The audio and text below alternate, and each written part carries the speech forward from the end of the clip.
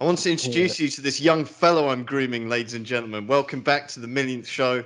My name is James, joined once again by Henry and Tom, and today we are talking about The World Is Not Enough. So, I think the best purpose that this particular film is going to serve on this recording is it's just going to boost up from Russia with Love and all those other films like further up the list. So, that's good. So I think we're all pretty much united in our views on this film, right? I mean, what would you two say? I'd only seen this once to my memory, and Really? I don't remember. And yeah, I don't remember it being good. Wow. Um, You've only seen it? Well, I've but seen it upon quite a rewatching few it, times. For some reason. I think it was. I think it was all right. It had a couple elements that really dragged it down, but other than that, I think it was fine. Like just fine. Though it was quite funny at some points too, but that's about it. What do you think, Tom? Nothing to write home about. I think you always said it was crap, so like when I saw it, I kind of was partial to it from the very get-go, more How or many less. times have you seen it, Tom? Not many. Like I watched it once when I could, when I was allowed to, and I thought it was crap. And then later, and I think I watched it maybe on some marathon or something, maybe. And Yeah. then I watched it again like a few years ago because I was like, it can't be that bad, can it? And I just looked at it again and it was like, hmm. And then I watched it Yeah, again. this So maybe like 4 or 5, not that many Yeah, I times. think I've seen it. I've seen it probably more than you two now. I feel like I've watched this quite a few times. I don't really know why. I mean, Henry might think something, but um, honestly, it's I don't know. I mean, the interesting thing about this film is obviously the timing that it came out was basically the turn of the millennium, right? So this was even get released. Millennium Bug joke. Sorry? You even get a Millennium Bug joke in it, so. Oh yeah, right. So I think this film. I mean, we'll find out for License to Quiz, but there was so much this was basically, and I don't know if you two remember the trailer for this film. The trailer's It was brilliant. amazing, yeah. The trailer's better than trailers like all the best bits of the film in 2 minutes, man, more or Yeah, less. I haven't. But All I anyway, remember, I think, in the trailer is him doing his run away from the buzzsaw. I remember the oh yeah, the beginning. It was classic like, Pierce Brosnan running style, man. yeah. Um, I had to say that. Yeah, you are right about his run, man. It's not like it's just such a weird. It's such like a random thing, but it's just like kind of satisfying. he's got quite a good running style though. Funnily enough, It's it's not like that is Ezra how Miller's someone would run in that situation. I mean, it looks strange because you never really see anyone run like that in a movie because it's all kind of like choreographed or whatever. But actually, his run is actually pretty normal, and actually has good technique. But yeah, we get a lot of Pierce Brosnan's pain face as well. Oh yeah. We get it in bucketfuls later, but we'll get to that. For me, The World's Not Enough is entertaining and it's not a bad film, but it's just not good either. I mean, it's got some really good moments. It's kind of like almost the best and the worst of Pierce Brosnan in the same film, if you I know what I mean. think for me, when I was watching it again, I think the first half was like all right, but I think the second half really dragged on. Like there was a point where I don't know, like the warehouse or something was crumbling apart because of the attack on it by the helicopters.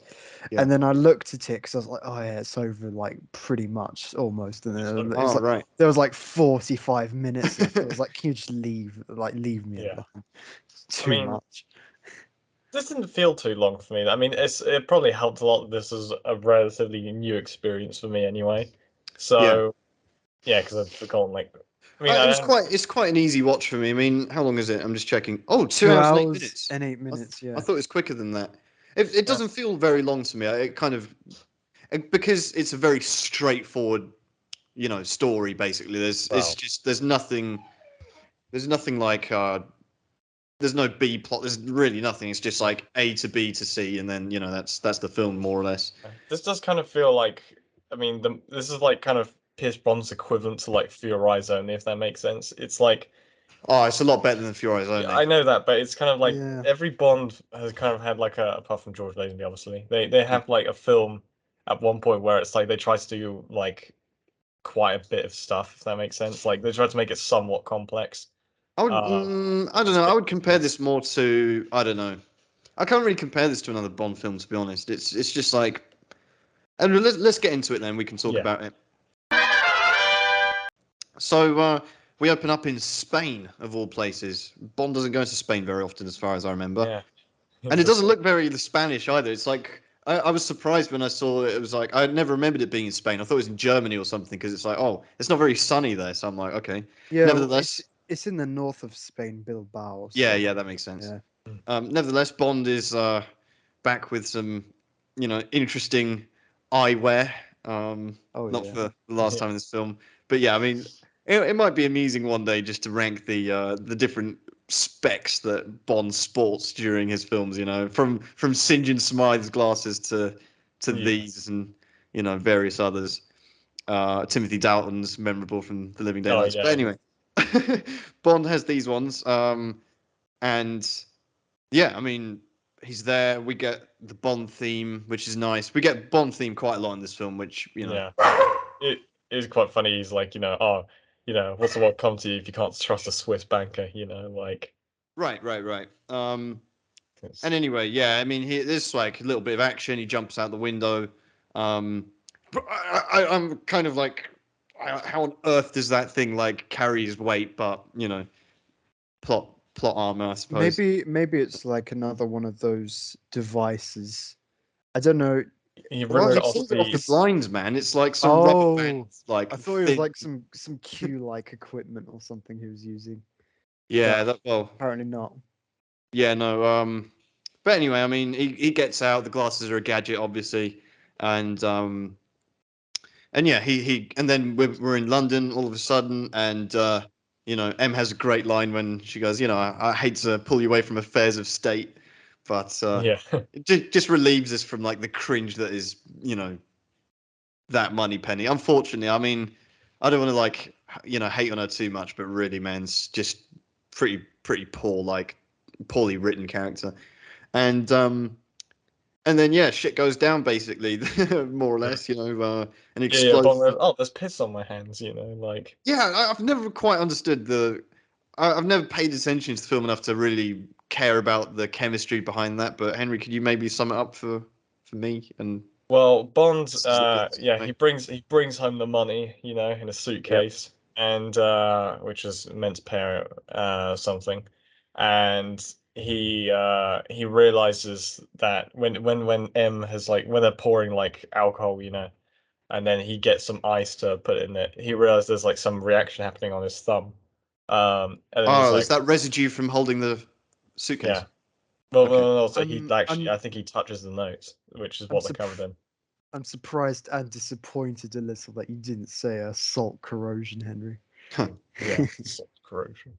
But he, Or you didn't say this is not meth, yeah, but but like, yeah, I don't know why they had to say like, oh, yeah, it's urea. Like, can't you just say, oh, it was petrol or something? Like, oh, I don't know. Actually, no, it had to be some very specific kind of, yeah, a little. Some of that stuff was a little bit hard to follow, even though they beat you over the head with like exposition in this film. Enormous. I've never seen like. I mean, Christmas Jones' character literally is just there for like an exposition. explaining what's happening, and Sh- no one cares, man. She's literally like, yeah. Well, we'll get to her when she's actually Yeah, yeah. introduced.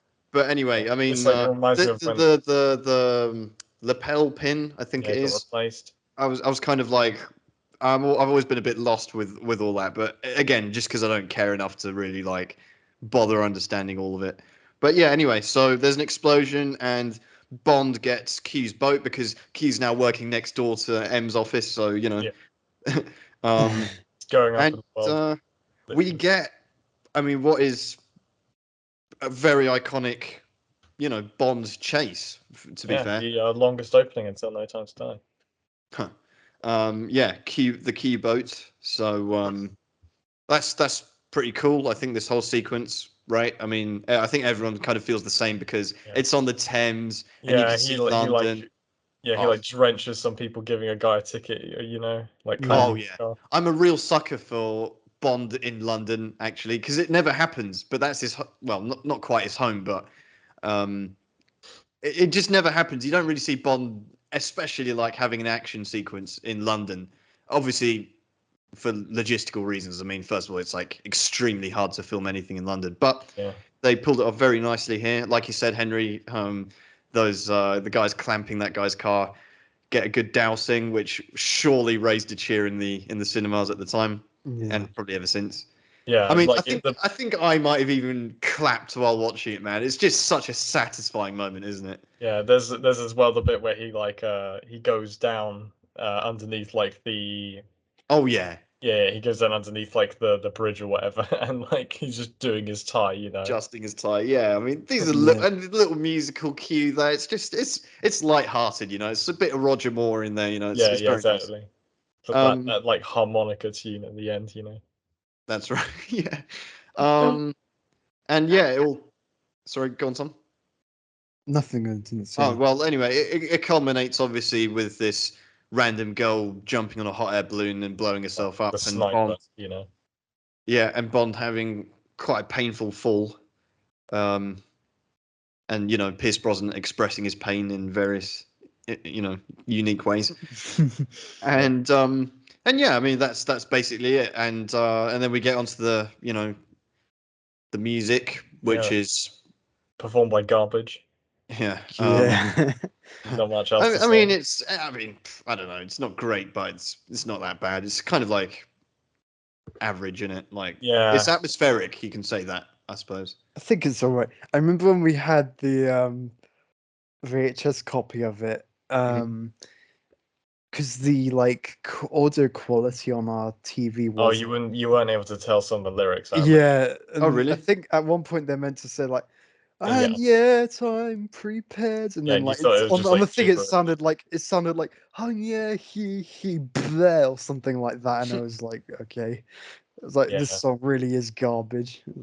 Yeah, and I yeah, think for some golden reason right. it's had licensing issues since then because I don't know, it's not on Spotify or for some reason it's never in Bond playlists. I don't really understand that, Yeah, but well, it's not like we're missing out. yeah, I'm not missing that one too much to be fair. Just plug in the gap with Spectre. Anyway, then our ears are welcomed with the fine sound of bagpipes in Uh, Scotland at funerals. So yeah, reminds you of a certain parody film.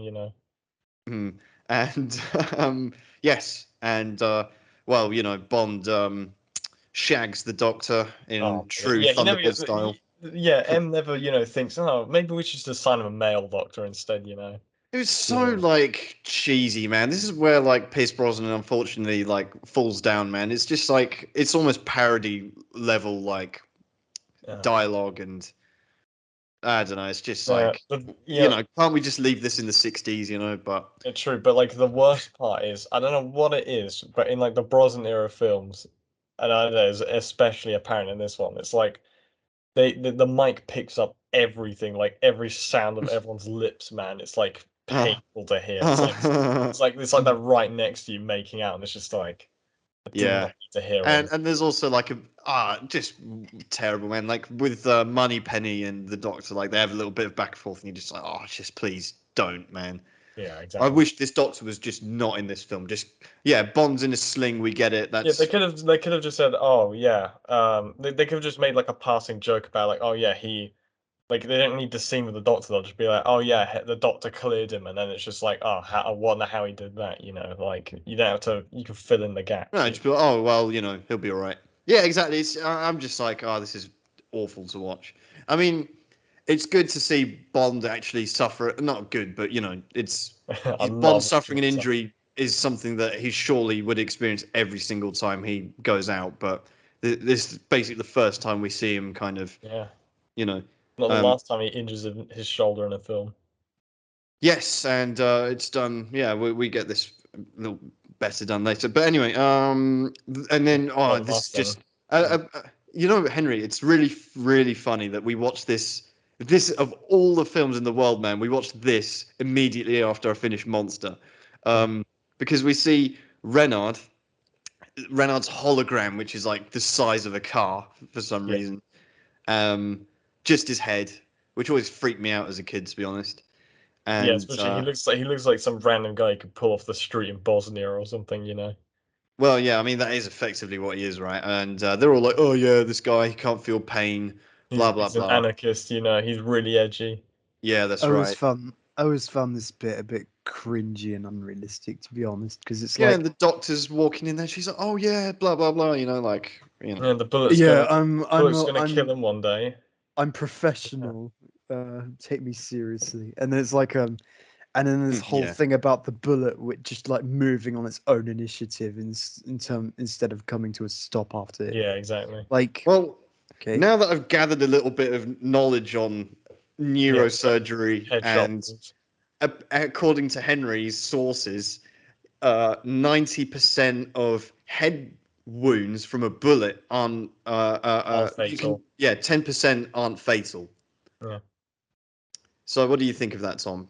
I've heard that fact before, actually. That's got to be bullshit. I'm Well, sorry. the difference is, I know, but it depends on like how much like damage you actually have done to your But head. Like for 10%, him, 1 in 10 headshots aren't fatal. you would be very surprised. Some like, I would be, yes. some people don't have a lot going up there, so yeah, true. I mean, maybe it's preferable for them to get hit in the brain. yeah, because the way that it works. I mean, if the gun's like right next to your head, there's no chance. But even from Yeah. like every meter's distance dramatically changes your Oh, chances. kind of like if you get hit by a car going at certain like that. speeds.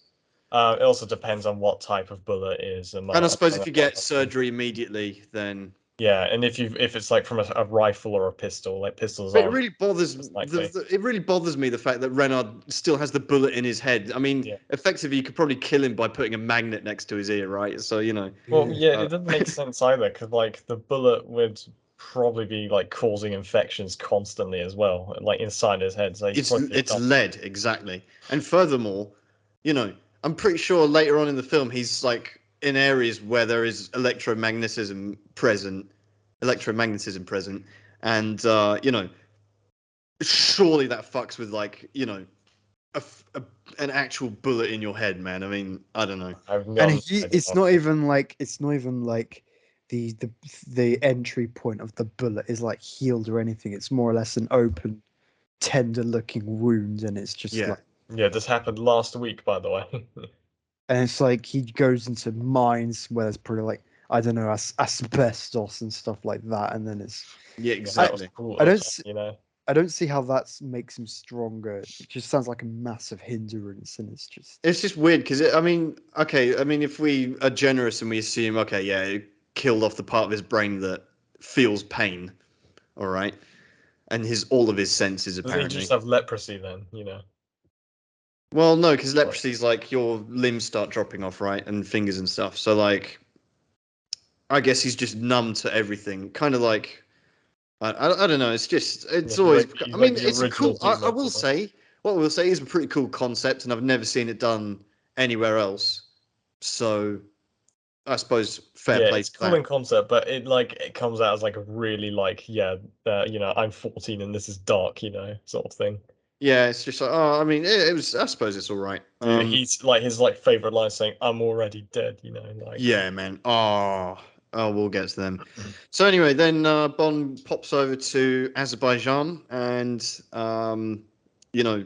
we see some like big helicopters with massive saws hanging down from them. They definitely won't be showing up later. Yeah, chopping do down those trees. do those exist? Have they ever existed for real? Assume it's for clearing paths, like through forest. It's probably quite convenient. I hate to tell you, James, but the crab logger isn't real. Yeah, no. Do you know what it reminds me of? Is that what it's called in Thunderbirds? Yeah, that giant thing that like moves through the forest. That to me is more realistic than a fucking helicopter with like gigantic chainsaws. Probably like, a lot easier to make and maintain. Yeah, but still, like, how do you land that helicopter? That's what I want to know. That's a good question. Maybe the thing like folds up or something. Who knows? Yeah, you can kind of dock it somewhere. But again, I don't know. Again, I'm just asking too many questions about things that I shouldn't be in this film. But anyway, we get James Bond. Finally, he delivers it in quite a good way. Yeah, right. The music doesn't stop for it. Yeah, jazz music doesn't stop. Oh, I And gotta say, the sound design is all over the place in this film. yeah, There's like Pierce Brosnan's like whispering like half of his lines, and then you have like he, massive gunshots. Like my remote control, I was like going up 20%, going down. I'm like, like had to constantly like be on the volume adjustment, man. one thing that I thought was pretty cool is that in this scene where she's like he meets Electra King, she's like dealing with some protesting villagers and stuff, Oh and yeah, Orthodox, right? yeah, she goes into like this Orthodox, I don't know, cave or something like that. I'm not sure what it is, but The OG church. like she actually like I was like looking for this because she goes in and never noticed this before, but she actually managed to pull off doing like the Orthodox cross in the correct way because on like her chest, because like what happened, I don't know if you know, but Roman Catholics do it one way and then Orthodox do it the other, and I thought I was Huh? gonna like I was gonna Protestants don't do it at all. I You was were gonna ready to jump pounce on her. yeah, I was gonna be like, yeah, I've heard she's a crappy actress. Can't wait to like point out this mistake. And then she actually did it right, and I was like, wow. And Fair play. she's Plus like, 10 points, you know. she's like she's yeah, she's a French actress as well. Well, So that's the advantage of She's I know where you're coming from, Tom. But that's the advantage of filming on location because those were probably genuine extras from the village, right? So yeah, they would have certainly. I wouldn't be surprised if she got it wrong the first time and then they corrected her or something like that. But yeah, I mean, that's always interesting to see different parts of the world, and that's what Yeah. Bond's always been good for. I also like one how. thing. Yeah. Go on. I was just gonna say, how they've managed to get a hat trick of Freud references by calling her Electra King. So Yeah, or probably some Greek ones as well if you get somewhere in there. But I don't care. well, she yeah. One thing I do give this film credit for, which um I won't be giving it too much credit, so may as well look for good things. Is it was actually quite brave, I think, to like go in all these kind of pretty out the way countries that you like wouldn't see usually. So like Kazakhstan, Yeah. Azerbaijan, and like Yeah, Baku, man. I mean, yeah, Baku's the Yeah, my capital of favorite country, Azerbaijan. I'm going to go on a small Yeah. like tangent here, but like, unfortunately, as an Arsenal fan, football has put me through, certain experiences. The most traumatic of which has probably happened in Baku when Arsenal went there. So like, when I saw Azerbaijan, I'm like, yeah, I remember roughly where that is. And then I go, oh, I wonder if they go to Baku, and then they do, and I'm like, oh. So yeah, anyone that supports Arsenal know what I'm talking about. But anyway, um, so basically Bond and Electra King they meet up, and then they go skiing, which was exciting. I think we can all get behind a good Bond ski chase. Yeah.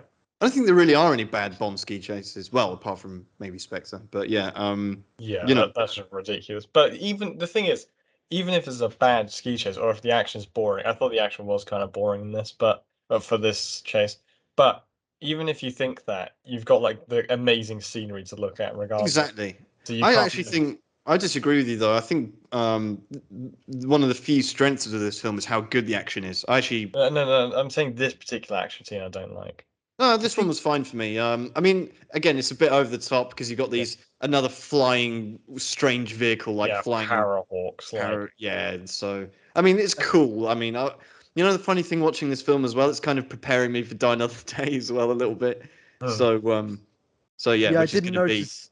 one hell of an episode. But yeah, I did notice like a few little tones in the music that like seem a bit reminiscent of Die Another Day in this, like and also which something I to be honest, I think the action overall in this film is a bit of a step back from Tomorrow Never Dies, because that was really good on the action, I think. oh But yeah, that was very good action. That's like probably nearly as good as you get for Bond's action pre Daniel Craig. But even Daniel Craig, not the motorbike stuff though. I gotta say.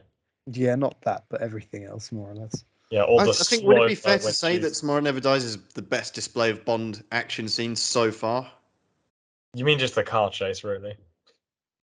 Well, yeah, I suppose.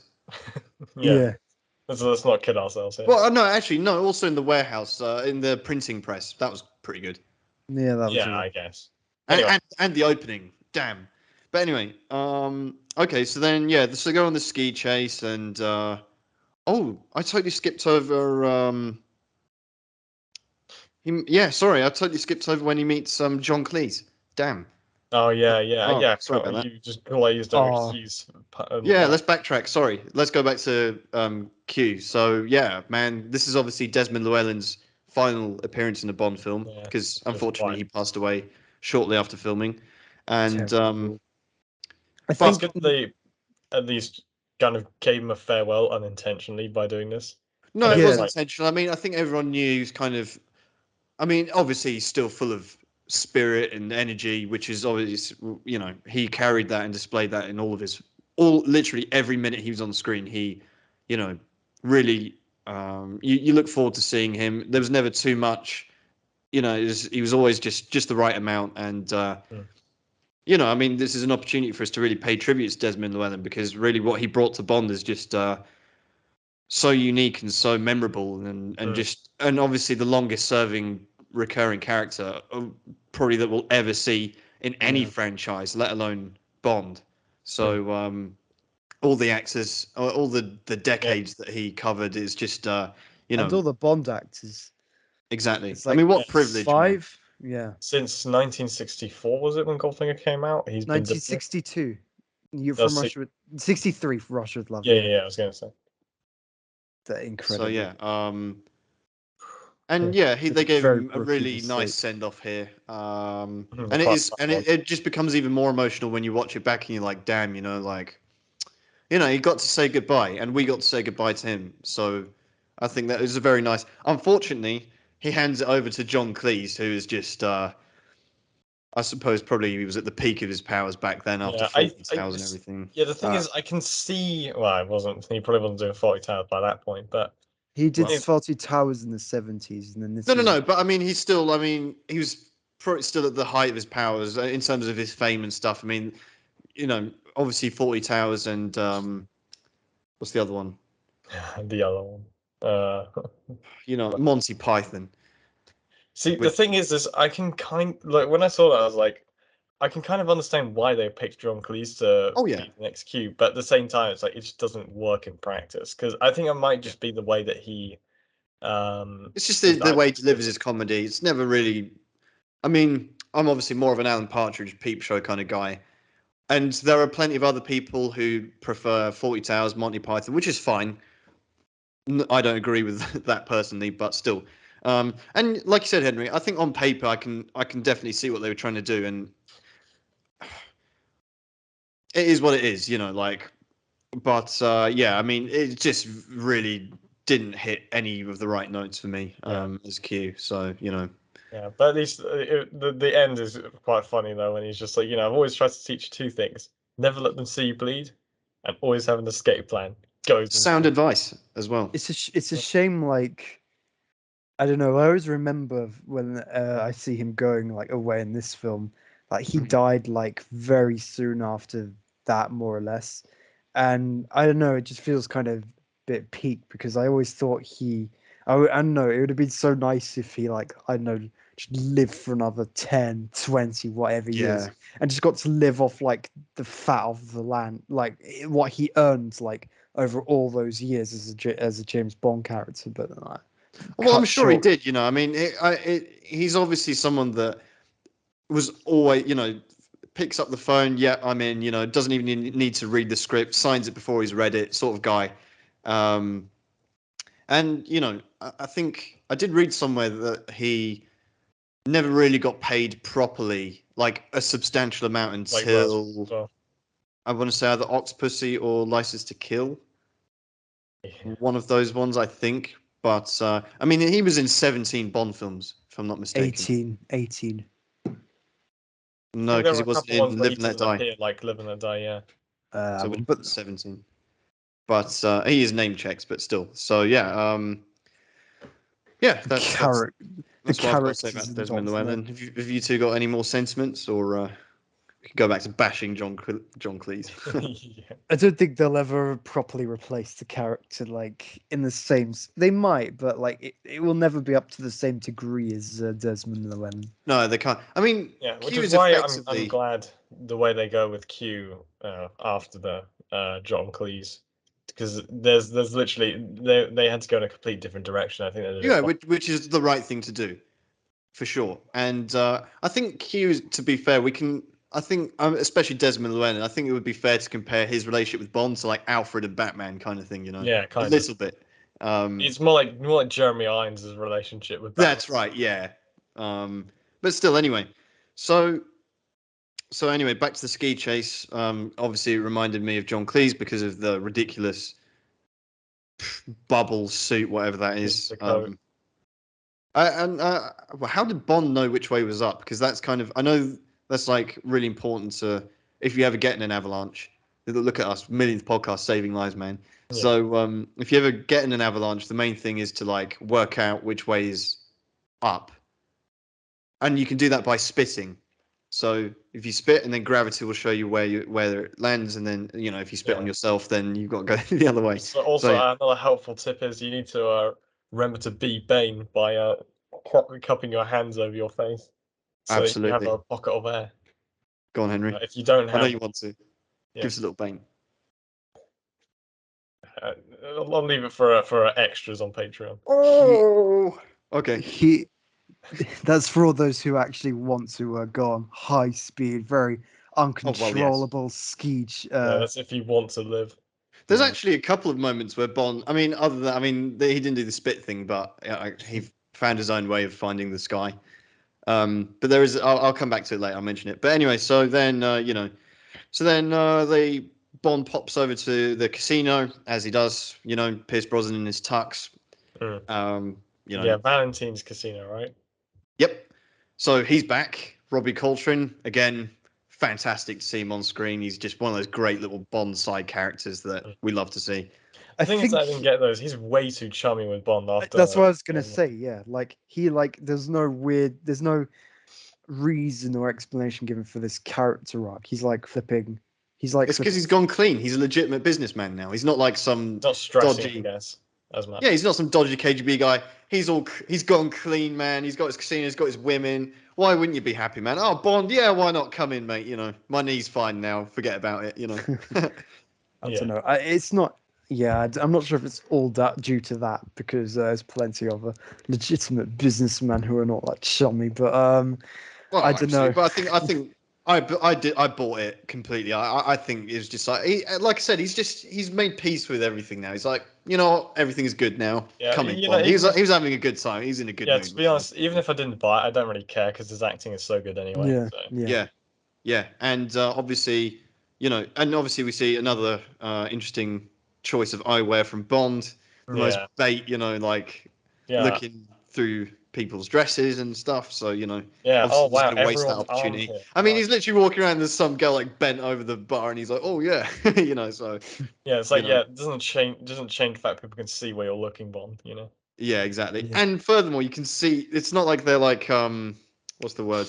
Like blacked out sunglasses or whatever. You can see where he's you can literally see his eyes. So Yeah, but he's like turning his full head. He's just like. Well, yeah. He's like, like. Eyes, but anyway, whatever. I don't even think Roger Moore could have done something like that. Like, oh no, well, I don't know. I think Roger Moore would have done it in a bit more of like he'd use his eyebrows, wouldn't he? Sort of thing. Yeah, exactly. Yeah, they wouldn't have to explain that it's like an X-ray like glasses. They would just be his sort of like Yeah, but anyway, so then we get a little bit, and Elektra turns up, and does the most obvious dodgy deal of all time, man. And there's whoops, lost $1 million. Oh, here you go. Direct checks. One of the worst moments of the film for me as well, when she drops her stupid motto and it like does a close up, and there's a little jingle as well when after she says it, and then like when Renard says it, there's also another jingle with the remember piano. guys. Yeah. It is awful, like so on the nose, man. Like you have a broken nose after watching this film, basically, because of how much they're like just making sure you guess it, like basically you might as well go, yeah, come on, like just anyway. Yeah, they probably after Living Daylights, they probably realized, oh fuck, audiences they need to be reminded of shit that happened previously, They have like the words come on as like weird font just when Yeah, she says there's that like line. it's like turns into a black and white silent film where like Q like has a whiteboard, a chalkboard. He's explaining the plot, to the audience. Yeah. And it's like PowerPoint transition. The words just like flutter off in Yeah, like yeah, yeah. Yeah, you Like say I know you haven't PowerPoint. seen John Wick, but they do You say stuff like that. But John PowerPoint Wick gets away with it. But anyway, so yeah, that all happens, and then we get the most sort of textbook written by a 13-year-old villain introduction of all time, man. Yeah. I mean, Renard steps out in like hell itself, man. Literally called the Devil's Breath. Yeah, it And he reminds goes, me of "Yeah." like they tried to recreate what they did with 006, Sean Bean, like yeah. Yeah, but it's dumb because he doesn't even. I mean, Sean Bean was like the cool. I mean, when he walked out, it was like the poster for The Thing, man. It's like yeah, most epic like villain yeah, walkout they you had could like a see, man. smoke machine and everything. Oh yeah, the blue light, nothing. Oh, it was amazing. Just his This, silhouette. this is just like it's like there's like Breaking Bad and the Colombian rip-off. It's like the difference. Yeah, because one thing that bugged me when I was watching, Renard has to like stoop down beneath an archway before he just cut like a second later, and it'll be way better, man. But anyway, he pops out and he does his villain little speech, and Yeah, I can hold this hot rock. Look, I yeah, don't his feel anything, guys. shenanigans. Yeah. Oh, I don't feel pain, but don't worry. If you don't get it now, we'll make sure you get it later on. Yeah, I love how as well. Like he's like, "Oh yeah, kill him," and then the guy shoots the other person because it was meant to be a fake out. But Mhm. then, like, imagine if his guard was just slightly too thick and shot the guy he was given the rock anyway. But Yeah. just like, oh yeah, that was intentional, 100%.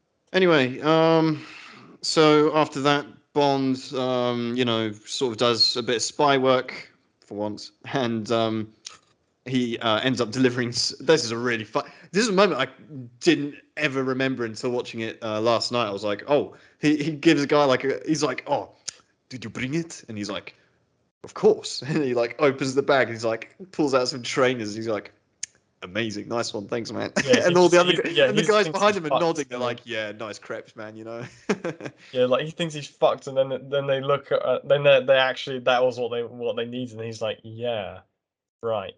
That was brilliant. That was one of my favorite moments in like Bond comedy. That was fantastic Yeah. because I completely forgot that it happened. I And then actually rewinded it because I was like, "Whoa, I don't remember that," and I watched it twice. I was like, "Oh, that was great." Yeah. The bit where they're like sat in the plane smoking and stuff, just Yeah, Oh, I love. everyone's a skinhead as well for some reason. No, I love as well the no, fact it's that they're like, oh yeah, remember to wear your ID badge, and he like shits stuff. So he goes to like the bathroom and like cuts Oh out his yeah, Universal Exports ID to glue on. yeah, yeah. No, and he had nothing on him. Like he's got a scalpel or like he's using his key, or so he probably like just licks it and like tacks it on, sort of thing. Yeah. But anyway, then Bond meets Christmas Jones. So It's where the film like goes from like maybe a 7 to like a 4. Look, I know Denise Richards is fit, but she's like Stacey Sutton, man. She just like exists she is purely for exposition. Stacey Sutton, but worse, but yeah. also better in the way that I'll just sum it up by saying I have a bit of a wild thing for Denise Richards, but um, her character is just literally eye candy and nothing else. In fact, she's annoying, but also fit. So I but think I think I don't care, man. I literally could not care less. This actually drags down the film that's a significantly. shame, like because at least I get something out of it, and I think most people surely do. But I mean, it's just so ridiculous. I mean, what are they trying to do? Make like Lara Croft here or something? Like I Yeah, don't know. seriously. I think I so. I assume this think must have so. been just after Tomb Raider came out, so they're like, oh yeah, let's Must give have her the been. Lara Croft outfit. She's the thing is though. Yeah, but like the badly animated video game where it's like Yeah, triangle and everything. yeah, Yeah, no. I think for me actually, I think Electra's better. But Yeah, what was no I gonna shit. Oh, what was I gonna say? No, like in terms of Oh, yeah, no, fair play, fair fitness. play. But I also think the thing is with Denise, I think Stacey Sutton's better than Denise Richards because the thing is Well, that I at agree. least Yeah. at least it's like Stacey's fighting in a mosh pit, but all no right. no at least she like has I know I don't think they tried to take her character too seriously. They only did at one point where she's trying to explain the plot, but like she has way more comedy bits. But this character, like they expect us to take her dead seriously and stuff, and like the amount of Yeah, like exactly. At least with scientific Yeah, Stacy, they kind of like gave her a little bit of sympathy. They attempted to give us some kind of background, like a little bit. Yeah, Right. they're like, oh yeah, Christmas Jones, they sell just everything don't to the bother. They just go, okay, here's your, nuclear scientist. Deal with it. So She's like, the only thing that they were self-aware about was like, I mean, they gave her the name Christmas Jones so they can make a pun at the end, but then she's like, oh yeah, don't make any jokes. I've heard all of them, and it's just like, yeah, but it's even worse because, like, some Russian bloke's like, oh, don't bother her, she doesn't give a glimmer. And then she comes around as though she's heard him, but clearly hasn't, and goes, you're just waiting for a glimmer. And it's like, you didn't have to say glimmer twice, like, I mean, I don't know. and like, yeah, she's just the worst, probably the worst Bond character of all time. I'm very comfortable with saying that. However, even worse than Goodnight. also, worse than BB. I would actually go out and I'm going to say this: she's the sexiest Bond girl as well in her own film. So yeah, I'm just gonna say I couldn't care less. Couldn't care less. That's fine. After that, Bond goes and meets Renard. Again, in just like this hellish environment, because that's where Renard hangs out. When he went down here, I really felt like, because a lot of people say that, oh yeah, Pierce Brosnan's kind of like the video game Bonds. I'm like, a lot of the sets here kind of, because of the success of the GoldenEye game, I kind of feel like a lot, like especially that, even in Tomorrow Never Dies, the some like when he goes down to recover like the red box, it feels like the sets are almost designed in a way so it's like keeping a video game in mind. Yeah, really that's feels true. like. I never thought about that. Yeah. The ultimate one has to be with Die Another Day. Like, there's so many things in that which are just built for a video game. Yeah. Yeah. Especially the car chase, which I'm not. I'm literally getting goosebumps. So let's focus on this. So anyway, I don't know. There's a big action set piece that goes down here. Of course, like Tom said earlier, we get the what's the point of being alive if you can't feel alive? I mean, yeah, that's what drugs and extreme sports are for, mate. But anyway, yeah, exactly. Let's just go and like become a base jumper or deep sea diver or something. Just get your kicks, ride horses or something. But anyway, yeah, a bit different. While on smack. But anyway, Renard, yeah, he does his villain thing. He does have a cool moment. He knows where Bond's shoulder wound is. Oh yeah, of course. Makes sure he's like, oh, I wouldn't want you to shoulder any more pain. Oh, I think what I will say, if you just had that and not the motto, then okay, I could deal with that. Yeah, that's fine. What I remember. But having the motto and the shoulder, I mean, come on, man. I only remembered it being him like grabbing him by the shoulder, but that was it. Like, and then I remember, oh, they had to make it even more obvious. Like, even when I was like, whenever I watched it, I don't know, when I was 12, I understood it regardless of the exposition extra on it. Just like exactly. And Pierce Brosnan, we get his pain face once again, so yeah. That never gets boring. And we do. I think Renard's not the worst. I mean, it's just like when he gets like edgy, Like... I mean, the actor's okay. I mean, I think when he's on screen, he's fine. It's just when other people are talking about him, then it gets a bit ridiculous. Yeah. But he's pretty cool actually in a way, because I mean, there's the bit where the great bit is when he like goes in the lift and then Bond shoots, but then the bullet sort of appears on where his head would have been, and then he goes up. And then he's just pointing downwards, and then it's like, oh, that was cool. It reminds me of something else. Saw, like. Yeah, it was really cool. I'm like, oh yeah, that's why would they have nothing. That's sick, like why not? And unfortunately, in a later film, they do almost an identical thing, and it's terrible, awful. Yeah, but Renard did this well. So then anyway, Bond, kind of escapes, and obviously he's got his hands all over Denise Richards, and there's a funny moment, and this is again just like life-saving tips. He does a stop, drop, and roll. So that's always from like. I've heard actually. Do you remember at school when we had like the firemen coming and like kids, this is how smoke and everything, you learn about all that, and Bond does a good stop, drop, and roll. So apparently that doesn't even work though. Like I don't know, I read that somewhere recently. I was like, wow, really? We got lied to. But think about it, it's meant to extinguish the flames, and you're depriving of oxygen when you roll onto it. So. Well, it makes sense to me. I mean, I'm not gonna if I ever catch on fire, I will stop, drop, and roll. But it's like, maybe you're right, Tom. Maybe it's like, I mean, for people who've seen Fight Club, I don't know if either of you have. No. Okay. Well, anyway, there's a bit in Fight Club where he's like, oh yeah, you know the reason why, in a plane you have, and Henry, I don't want to freak you out because you're Oh getting yeah, next yeah. one.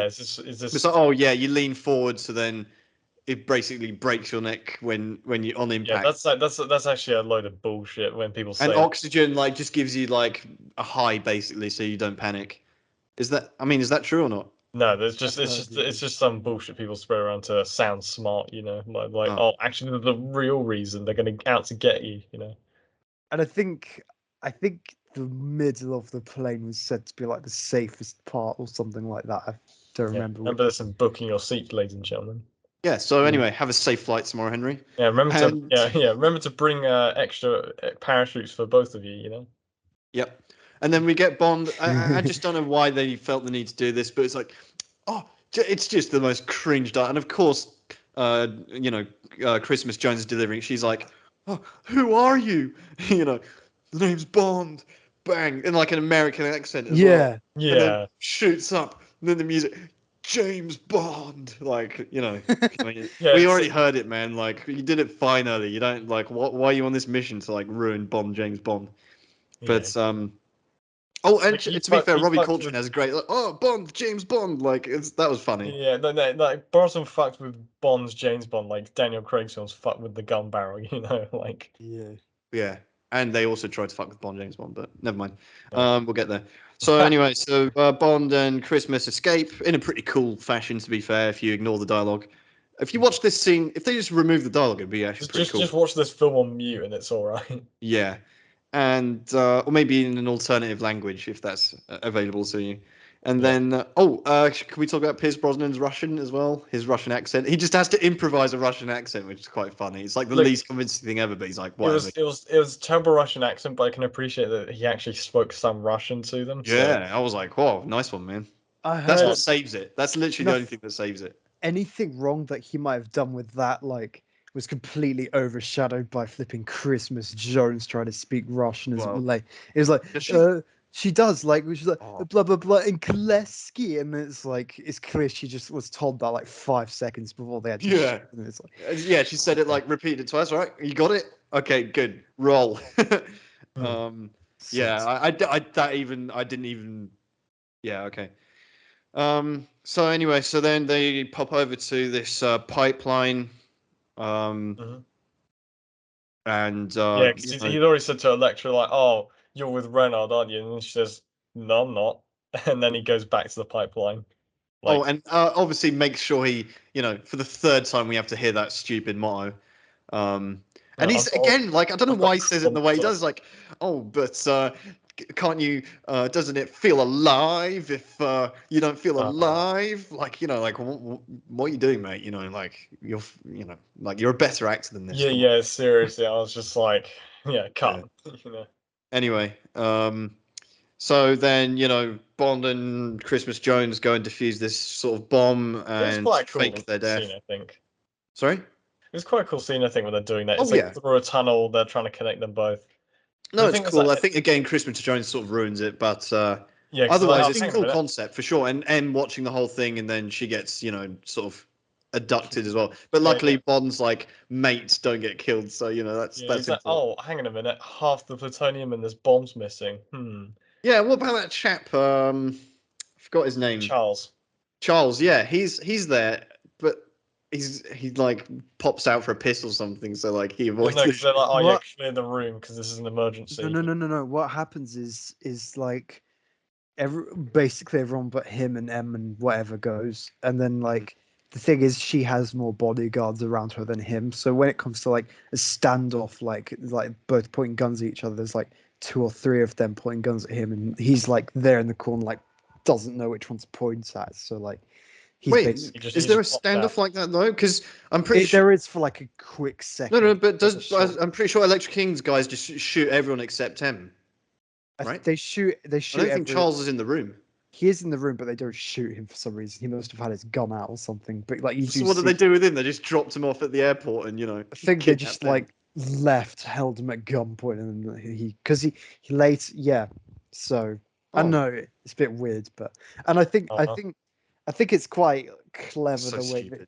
the way I think for all the bad things about this film, I do think like the original concept of like trying to have Elektra as the main villain, they used like plenty of different like unique methods to like get Yeah. her to pull off like her plan.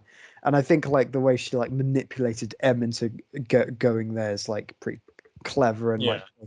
and like the she's so like cruel as well at the end. She's like, as you say, he's the best you have, or should I say had? And then she just gets Mm, Yeah, I like how Bond like fakes his own death during this as well, like by letting just the mm, explosives go off or like mm, nicks the other mm. half of plutonium. He's like, And yeah, this will really, make a nice. M and everyone like really believes he's dead, which is like, oh Yeah, well, yeah. that's. He's like, yeah, this will make I a nice agree with thing. you, Tom. You know, I mean, that's quite that's fair. You know, because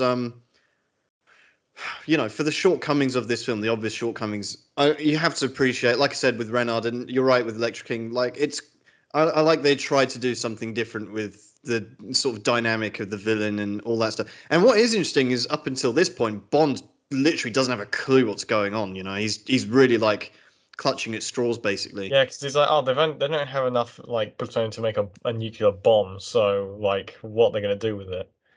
Yeah, And she's like, oh, let me figure that out. yeah. Oh, if they put it Um, into a nuclear submarine, perchance, like, I'm surprised like after he like she basically gets baited out by Renard using her like wool like art motto she has somewhere probably yeah, and then like squeezing his shoulder that like he actually manages to like I know somewhat like bat away his like accusations towards her. yeah, true. That was She like, usually when the villain gets rumbled, like the villain's like gone and like unleashing their plot mm, or whatever. She like actually stands there and manages to like lie basically, and she's like, "Yeah, so you were wearing a sling at the funeral, so yeah, you didn't have to yeah, that was sneak pretty it to good find out." actually. that's true. Um, But is it fair to say that? Because I don't know. I think I always knew that Electric King was the villain in this film, but perhaps for people that don't know that, do you think it's really obvious I up don't. until a certain point, or not? Because I mean, unfortunately, I've always known. But I suppose if you No, I've went into the always known. cinema watching it, would that be extremely obvious, or would it be actually a decent plot twist? I Well, we think. just need to find someone and experiment on them. So Oh yeah. I yeah, think. Anyway, I think it might have been because like and you see like yeah, it like must have been her at some point. character like I think she's actually pretty well acted because she like you see her character slowly dial up throughout the film and then like later she Mm, just kidnaps M. So I yeah. think yeah. yeah, you're mine now. And I like obviously M's on the field, and she gets kidnapped, so she's in hot water as well. And you know, Electra takes her over to meet Renard as well, so we finally see them in a room together, and then you know, it's like, oh look what I brought you, and then it's like M in her quite comfortable prison cell, to be fair. Yeah, with plenty of And stuff to escape with. well, not really. I mean, I think they just underestimate her, and I think to be fair, the whole audience did, and then it's like you get this great moment where she like just uses the gear on her to like assemble a radio. That's one of the Yeah, that was coolest things great. To they've be ever fair. done with Bond, man. And the fact it's Judi Dench, because it would be easy to kind of just assume whatever, she's just like a bean count or whatever. But actually, she's actually got her own Yeah, tricks it and was stuff, which is great really because cool. she accidentally knocks over. Yeah, she's trying to pull like the stool Mm, towards her, but she accidentally knocks over because they put a clock on it just to yeah. wind her up. And then she's like, Sh- "Oh yeah, can you show me the time?" And then Electra puts her mm, right on the bars just because mm, she mm. underestimates her. She just Brilliant. uses Cheers. she just uses her like appetite for dumb dialogue against her. It's like it's time for you to die. And then she Exactly, and that's how M manipulates her as well, which is really cool. M's what fantastic with what she One does, man. one thing I don't get though is like why doesn't surely Renard's been waiting for this for ages? Why doesn't he just like kill her right there and then? Oh, it's Like Like he's like the psychological. dread of making her wait for her Yeah. own death. yeah, that's the only reason I could come up with, but still Well, like I buy all of that. To be fair, I think Like that's all fair if you enough. got the head of MI6 in your hands, like you're not gonna be and someone who you like Huh. who like basically used you as bait in a hostage situation, But to be fair, Renard doesn't come across to me as someone who like cares that much. Like again, his whole character is meant to be this anarchist, right? but he So cares I on don't think behalf of he doesn't get Electra. personal. I don't think he's just like whatever, you know. He only Nice gets try, but personal. I think he just the only time he gets personal is when it's an extension of what Electra finds personal. So Yeah, that's true. He like massively simps over her. So. Anyway, oh yeah, then we have this scene which should have been deleted. You know, Renard and Electra's weird. Oh yeah, where he gets to be edgy again. Yeah, I mean, I don't really even want to talk about this scene. I It's can't just... feel anything, not even down there. Yeah, exactly. Yeah, I think the less said about that scene, the better. Just that it should have been deleted. And then Bond, and then we go over. I assume Tom, you're perhaps ready to pull out License to Quiz at this point. I have a very specific moment I want Okay. to pull out License to Quiz. So I've been waiting. So Bond goes over to meet Zarkovsky again. He gets a lead, which takes him to, I want to say, is this in Baku now? I can't remember. No, it's wherever his caviar factory is. Yeah, is it in Turkey? It would be in Azerbaijan. Later they go to Turkey, but like yeah. Well, they go to Istanbul, so probably somewhere around the Black Sea. I don't know. Yeah, who knows? But anyway, Bond, has quite an amusing way of, saying hello to Zarkovsky by using Christmas Jones. Again, I mean, I don't want to degrade her, but probably all she's good for, more or less. And yeah, so he walks in. He's like, and he has his moment. He's like, I will call security and congratulate them. It's like, and then Bond's like, yeah, actually no. I love how he says, can't you just say hello like a normal person? Great line. Again, that's in the trailer. That's like brilliant. But anyway, and then finally, surprise, surprise, those saw choppers, show up. They're not just show. We have a great action sequence. This film also establishes Bond can't just shoot down a helicopter with a handgun. Yeah, it's crazy. Yeah, funny that.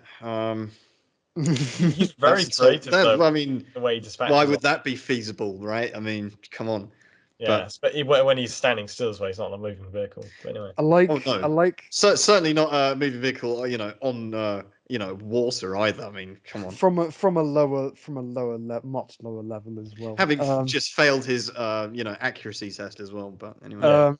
Also, like the thing I get most from this scene is like one thing I really like is the kind of dynamic between Tarkovsky and Bonds. Like they're allies, but they're not like, oh, you're my best they're friend. frenemies. Something like when you see something bad happen to Bond, like the car getting destroyed, you see like Tarkovsky smiling or whatever, and then which I find quite amusing. And then so I was so glad to see the BMW get sawed in half, man. So we never have to see them again.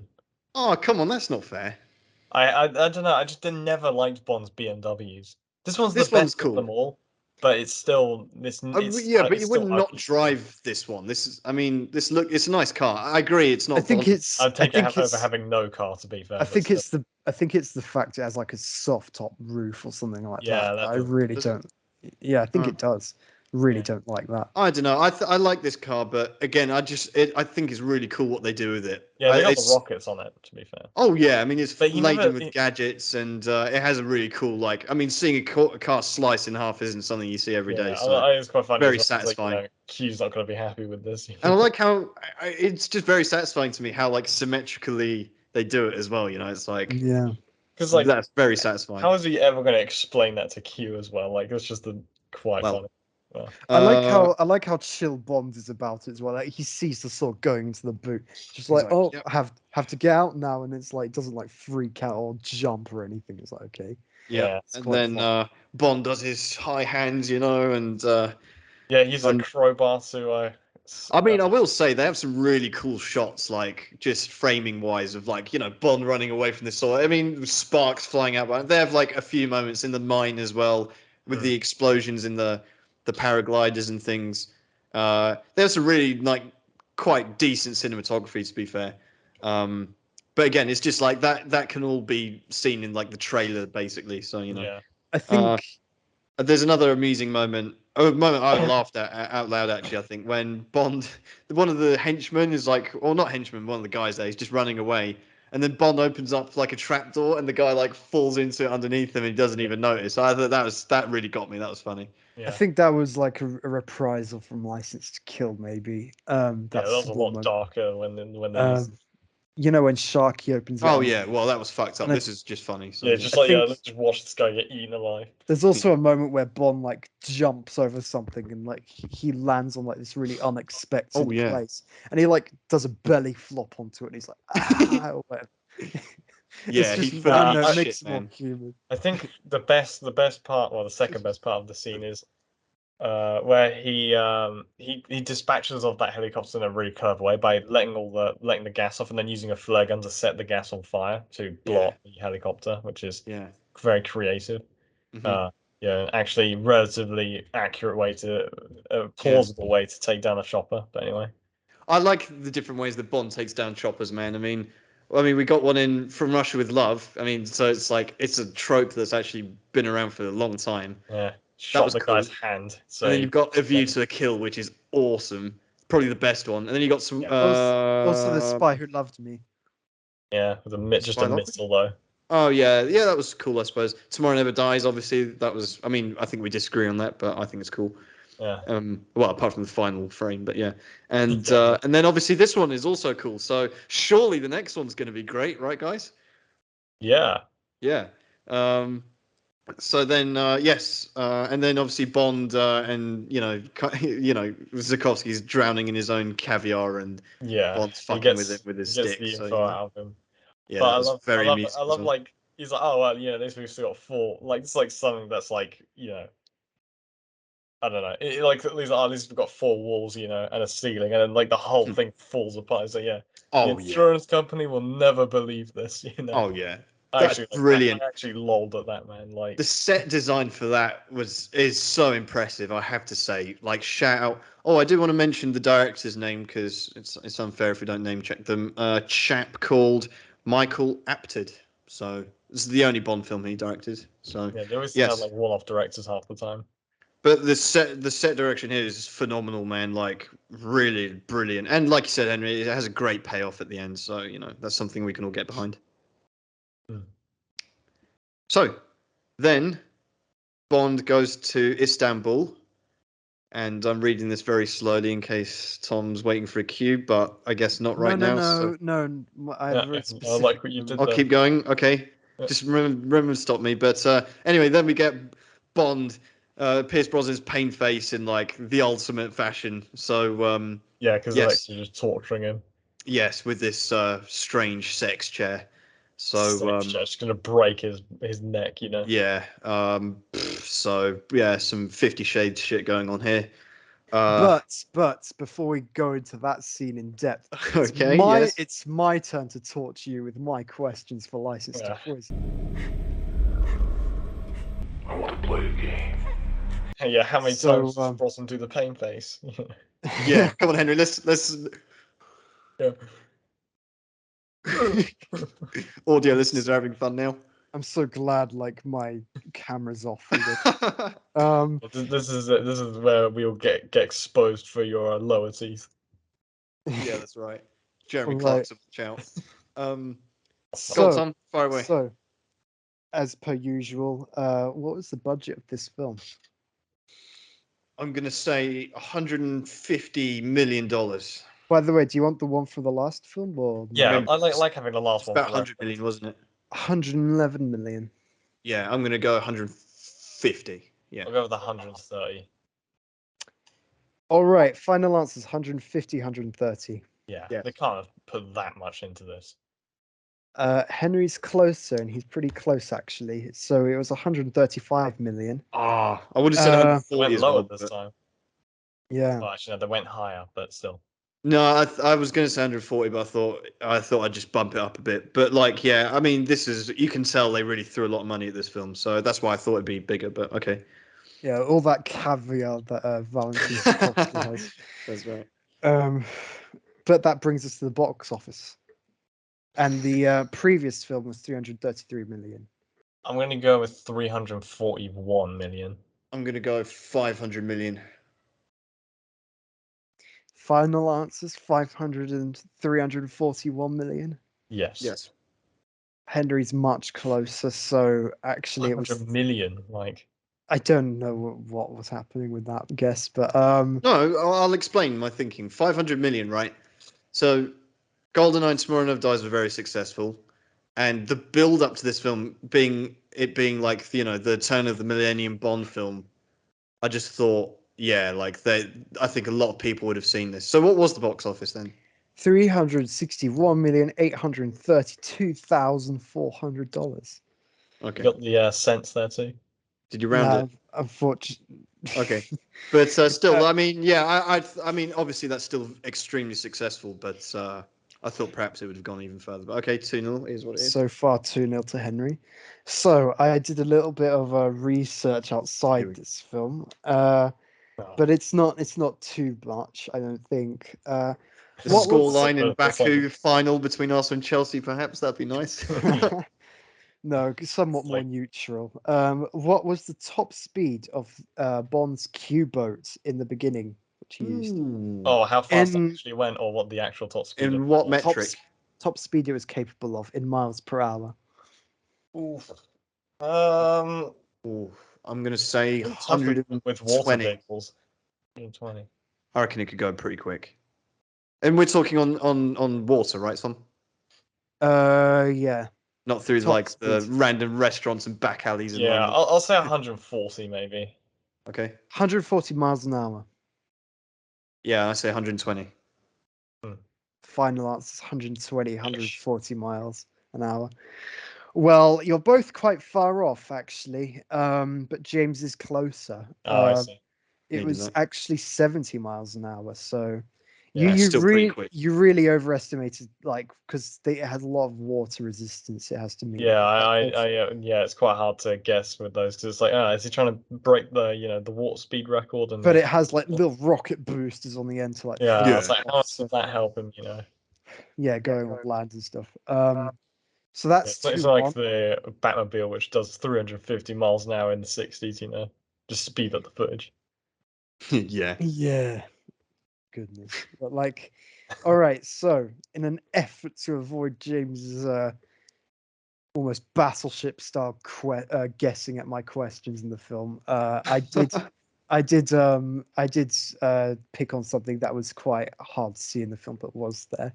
Oh, So, actually, what was the age difference between Electra and Renard? oh. Because Oh. at one point it displays In both of film. in the film because it Ooh. displays both of them on screens at one point, and yeah. Oh. I paid attention to that. So Great question. All right. So in-universe age difference. yeah, I was gonna have it separate questions. How old's Electra? How old's Renal? But like kind of I'm gonna say. For 15 years. Oh, I was gonna say that literally, man. I was gonna say 15 as well. Fuck. In that case, I'm gonna go. Oh, it's really hard to tell, man. I'm gonna go basically higher or lower. I think. usually is with the number questions. It's Like Yeah, the Gabriel Frazzetti sort of age difference of 10 years for some reason. 15 years. Well, okay, I'm thinking Electra was kidnapped when she was about 18 or 17, and Renard is kind of old, but he's probably in his 30s. So I'm gonna say, I want to say 15 so bad. Shit. I'm gonna go. I mean, how old was she in the film? Probably early 20s, mid 20s, mid 20s probably. Renard's what? Probably about touching 40 about then. I'll go 14 years then. I'll go I lower. love. Wait, so 14 and 15 respectively. Yeah, I've Yeah. shown my thinking, so I love how hard you've tried to figure I've this lost, haven't out.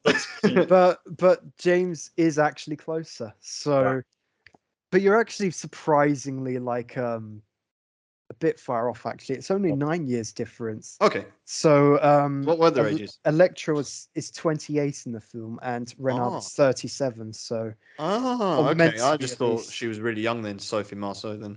Fair enough. Fair enough. so That's 2-2. 2-2 right Bitch. now. It's I still love a my draw. budget questions, so Yeah, usually it's been James snapping those up, so it's a change this time. yeah. I know a little secret about the Brosnan films, but anyway. This is yeah, I do as well. But this is quite funny actually. I this inspired a question in me. Renard's about almost halfway through the film leaves a bomb, as James points out, for 5 seconds and then goes up in the lift. Yeah. But how many on-screen seconds does it take to go off? Oh. I'm gonna give it 20. 15 again. Final answer's 20. Wait. 50. Yeah, 20 seconds. Actually, Henry is dead on, so it's Wow. 15 seconds. All right. That was so fun, just like counting it and then writing it down. Did you alright. probably time it on your phone or something? No, like, I was watching it on like a browser, and like Oh, so you could see the I timestamp. saw on the Okay. time, yeah. Yeah, I'm sure that was a legally digitally purchased copy. Oh, I was So- sure it'd be a bit longer Yeah, than that. it's Okay, not- never mind. it's 3-2 not then. quite that Next bad. one. Yes, 3-2. Right. So, how many hours in advance does Renard warn M of her execution in the tower, in the Maiden 16, Tower? 16 hours. Was that bang on or? Yeah, can I guess? Henry got that bang on. I was like really deciding between that and then a couple of other questions, but yeah, that's Henry. I would have probably guessed 5 or 6 anyway. So all right. So, final question for Pride. Yeah. If you like that. So much pride. It is the one for now, so This yeah. is Desmond Llewellyn's final Q film. Up until this point, though, how much time is the sum total of all his scenes in the James Bond film? I think 38 minutes, I think I'll go with. Oh yeah, I did a question like this for Lois Maxwell. You did. No, it's going to be way more than that. I'm going to go 60 minutes. 60 minutes and No, 6-0, yeah. 60 minutes and what did you say, Henry? 38. 38. Henry is closer, actually.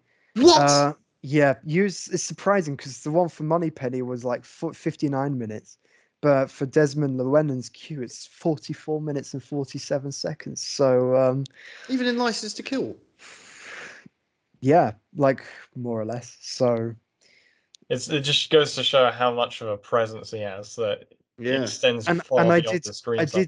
I did check like multiple videos of like So compilations. hang on, so that's with them. 44 minutes divided by 17. So that's about 3 minutes of film, less than 3 minutes of film on average, right? He gets like some films where he gets like really not much. He gets a few seconds and that's it. And keep in mind, he also did miss out Live and Let Die. Hang on, okay. Hey Siri, what's 44 divided by 17? Yeah, like 2.5. 2.5882. He just outright wasn't in Live and Let 2.5 Die. minutes on average of film. That's insane. Mhm. Okay, You wouldn't think so, but apparently that's what it is. So fair that goes play. to Henry. So that's 5-2, which brings So the that's total. comprehensive, yeah. That brings the total to 2-1 to Henry so far. Unfortunately for James, having won every single unofficial film that we Yeah, did Counts this for quiz on, nothing. Oh well. yeah, counts for nothing. Only morale. So I am the Tottenham of License to Quiz. Okay. yeah. Where's Actually, the I'm the trophy? England of License to Quiz. Okay. Never mind. Moving on then. So Bond gets tortured in this chair, and in the middle of it, Electra King goes, "Do you want to know how I got these scars?" Yeah. And shows Yeah, off it's like her. the most prosthetic, ear ever. Yeah. So proper that big was plastic. Yeah, that you didn't was think I was a Bond villain. Look at this disfigurement. yeah. I've got facial disfigurement too. Again, people's ears being shot off or removed in some grotesque fashion. So yeah. Um, Yeah. So whatever, man. So then, like Bonds, like straps this chair and probably also getting a hard on as well because of her trying to like coax one out of him. So then, Valentine comes and breaks up the party because his good cousin, I believe, what was his name? Nephew Nephew Nikolai. Yeah, he Yeah, gets the guy who's in he charge gets of the killed ship. with Rakia, I think, right? They give him food and drink, and then they kill them. No, it's brandy and refreshments, Henry. And in that part of the world, probably was Rakia. I'm gonna guess. Otherwise, they That's wouldn't have strong specified enough. brandy. Yeah, fair enough. But But anyway, still, I always that, think it was poisoned or something. But well, obviously, yeah. Why? Well, I don't know. Raki's pretty strong, but I don't think it would, yeah, do that much. exactly. If you drink that on a daily basis, I think poison will kill you. They probably just got shot. No, it was definitely poisoned. Definitely, because they were all like, collapsed in their seats and stuff. Anyway, Zelensky breaks up the party. Looks like he's going to shoot Elektra, then shoots Bond, supposedly. But Oh yeah, I love that. Yeah, brilliant moment. Great. Because she thinks he was gonna shoot Bond like for real, but then he couldn't aim. But then Yeah. because his like cane's actually a gun. Yeah, so cool. I don't know why you don't see that in movies more often. I feel like I have seen it somewhere, but never mind. Yeah. Then Bond basically, breaks out of the chair, backhands Elektra and chases her up some stairs, frees M along the way in very clinical fashion. Yeah. And she's then like, "Oh, you would never kill me, would you?" Yeah, then he does. So that was. Yeah. I mean, it was satisfying, but it would have also been satisfying if M killed her. We also no, I Yeah, don't. Like, I think a lot of people kind of share that sentiment. But what do you two think about that? I don't think so, but I do think we get like the Sigma line of the film from this. Like, I never miss. Like, No, there was another moment. I can't remember what it was. Think of it then. Mr. Bullion doesn't trust banks. No. It was actually. It was when. Yeah, no. It was at this moment actually. Zelensky goes to when he sees, Mr. Bullion again. He goes, "Oh, boss, it's so great to see you. Yeah, you too." Shoots him. I think that was a really good moment. That's a signal moment for me, and it means we can put Zukovsky in the list. But it's maybe. That's a good excuse. Yeah, I never miss. Is cool. It's also like a bit I think if he had a Sigma line, it would be a make sure they lose it in this casino. Oh, yeah, great shout. Okay, we're just gonna nominate him like straight up then. Yeah. As a character. But he the thing is though, like Bond's like, like borderlining on necrophilia, just like feels Elektra after he's shot her. And then like M's just off screen, not off screen, but she's just like looking at Bond off screen. It's just like if someone made like a YTP event extended just her looking at it, it'd be like, oh, it's like the meme of like the bear with the eyes, just like looking on the side, like But anyway, so then so Bond has his little moment there. Kind of cool character building in a way because it is like okay, he doesn't, and he actually says it to Renard earlier. He's like, I don't like killing an unarmed man, but he can shoot in cold blood, so don't fuck with him basically. And then he dives off the. Oh yeah. Yeah. Dives off the balcony of this huge tower and doesn't. It feels like it wasn't that high up. It was probably about 5 stories. That's fine. I don't know. I didn't get it though because it looks like they green screened it. I don't know what happened with that, but it was obviously a stunt double, I think. But... And he gets really lucky as well when like he gets on the submarine. Someone by that point hasn't fully closed the hatch yet. Yeah, and he doesn't dive straight into the hull or something as well. Yeah, there's like some sort of like white as snow like flashbacks to that guy gets drowned. I mean, it probably wouldn't have been green screen, but they'd have definitely. That was probably in Pinewood somewhere, obviously. Well, so anyway, they jump onto the floor. Yeah, then then this is basically the climax of the film. It's this submarine showdown where Denise Richards gets wet, and we have this kind of the whole thing upturns as well, which I think is quite interesting. Yeah, it is interesting to be fair. Again, it's like okay, I kind of appreciate what they're trying to do here, but I don't know, it's not really the greatest film, so it's like. Yeah, I think the plutonium rod is kind of like they 3D print a plutonium rod out of the stuff they got, but then like he's taking like ages to push it into the reactor or something. I don't know if there's a lot of resistance behind it, but probably is, yeah. Yeah, I know, but I kind of like how Bond's in his quick thinking because he effectively gets trapped like at some point, and just to fuck up the pressure to send a plutonium rod right through Renard. So I love how Bond has a great moment when they've got each other and like got each other by the throat, and he goes and he's like, "Oh, you're gonna be dead in a minute" or whatever, and he's like, "Yeah, well, haven't you heard? So's she." And the way he says it is really good. It's just literally designed to piss the guy off, man. Yeah. I think that delivery is fantastic. The thing is that makes it really fucking dumb is like she had called Renard on the phone and he was like, oh, that's why there's that loud bang. Yeah. She like hung up suddenly like. Can you imagine if like he was still on the line after she died and then just Bond like ear raped him or something. Good night, Renard. Why what I don't understand though is like he makes Renard just lose his like sanity, and then when he all he does though is like lock him behind something. If he Yeah. was that angry like and had that rod in his hand, he would have 100% just run him through with it or something, or tried to, and then like I don't think the end was pointed enough. That was too Yeah. blunt to really. to that. I agree But with you, Tom. Though I mean, I'm sure if he had a gun on him, then he would have emptied it into Bond. But I mean, he was like, he's on a suicide mission anyway, right? So he's like, yeah, like, no, let's fuck this shit up. Like, The only thing, he does, kick the shit out of Bond, to be fair. So I think he got it out of his system, and then just bang, the thing that I Yeah. find Very, very, very, very lucky for Bond that there was that thing right next to him. Though I mean, I mean, you know. yeah, and the and the thing, thing, yeah, no, go on. the thing was that like just made me resent like Dr. Christmas Jones that much more. It's like when he's fighting Renard at one point, and then like you just see her behind the door like help, and then like he just like is like, wow, is this really the time? And then he just has to like Yeah, but she's drowning, man. Like, break off. I know, but it's so like contrived. It's like could She's they have great not when she's not worked? saying anything really, because is after that he your kills reason? Renard, and again, it was in the pipeline and stuff. All she's doing is shouting information to the audience, which Yeah. no one is convinced that she has any idea about other than reading it off a piece of paper. So She's like 21 and has like a doctorate or something already. yeah, Like, exactly. It's like, come on, man. So The other whatever. thing is like, it's just a slightly unrelated point, but with Electra King, like she has like this whole like run before Bond's when he's in the chair, where he gets to name drop the film as well, Yeah, well, that was because cool. it's his family motto. Well, that was cool because it ties back to On Her Majesty's Secret Service. Yeah, That's that's where I really cool. first heard it. I was like, hang on a minute. I don't Anyway, think it's a great title for the film name, but I like the way he delivered it. yeah.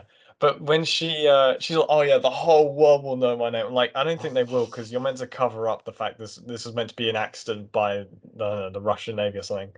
That I was And think so cringe, man. and even so, they're just going to be like, oh, people are just going to buy oil from you at like marked up prices. Like, And it nah. just ruins her kind of villain arc as well, because I always assume she's kind of motivated by being betrayed, and she's on like a revenge mission, and then suddenly she turns into Max Zorin or whatever, where she's like, oh, actually, yeah, I'm gonna world domination or whatever. Like, It's like you're not even going to get world which one is domination. it? You're just going to get It's like like, I some think you're just trying to like show off massive or profit what? margins.